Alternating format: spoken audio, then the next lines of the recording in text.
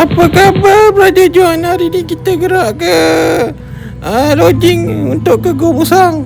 Tu mak rempit lagi. Tak habis-habis nak rem orang. Apalah, semua pelik D tau. Pelik D ni bahaya sikit. Mereka ni kalau bawa mesti ada anak patung strawberry kat belakang motor dengan awet. Okey geng, ini adalah laluan lodging di jambatan paling tinggi di Asia. Kawasan ni dikira adalah kawasan Indochina ataupun segitiga emas Bangladesh dan juga Indonesia des. Di sini anda kena pakai brake ataupun brake berembuk ada piston untuk menyelamatkan anda daripada terbabas. Tengok Bangla bawa lori slow. Okey geng, saya tak boleh nak cakap banyak sebab saya tengah turun bukit ni. Apapun anda nikmatilah pemandangan sebuah kawasan Bangladesh dan Indonesia di lodging Bukit Musang, Kelantanes. Bangla lagi. Ni tengok Bangla naik lori. Kau saya tipu. Bangla. Hai, Endon. Endon. Aduh, makcik Endon. Anda tak percaya. Saya dah cakap banyak kali.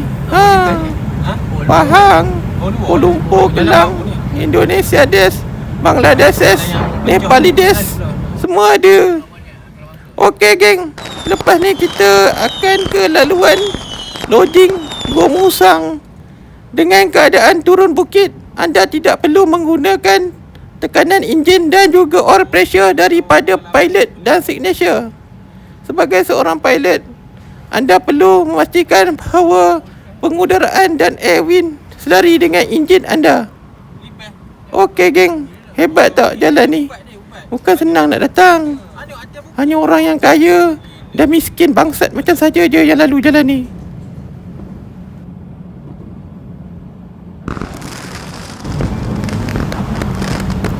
Okey guys, sekarang ini jalan ini telah menunjukkan kecuraman yang tinggi.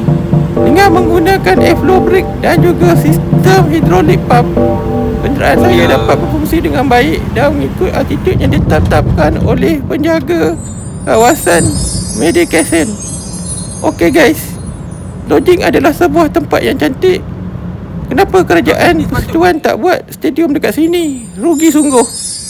Tempat ini sangat cantik dan sejuk dan mempunyai awet orang asli yang cantik-cantik. Kerana mereka di sini kebanyakannya adalah atlet pemakan sayur. Okey geng, semasa bawa ke sini, anda perlulah berada dalam keadaan rileks kerana jantung anda akan bergerak laju disebabkan kenderaan di sini tidak perlu menggunakan tekanan minyak. Ia turun dengan sendirinya sehingga anda sampai ke kawasan sekolah di lodging. Lodging adalah sebuah kampung orang asli terbesar dan sebahagian penduduk di sini adalah penduduk Bangladesh dan Indonesia yang diambil bekerja secara pukal di Kuala Lumpur dan juga di Johor Bahru serta Melaka. Di sini ada berlaku jalan rosak dan ada kala jalan ditutup di sebelah kiri. Anda perlu menggunakan laluan penerbangan di sebelah kanan. Jika anda bertembung dengan kenderaan Bangladesh ataupun yang dibawa oleh orang Indonesia, anda perlu membunyikan horn dengan kuat untuk menyedarkan mereka kerana mereka bekerja hampir 18 jam sehari.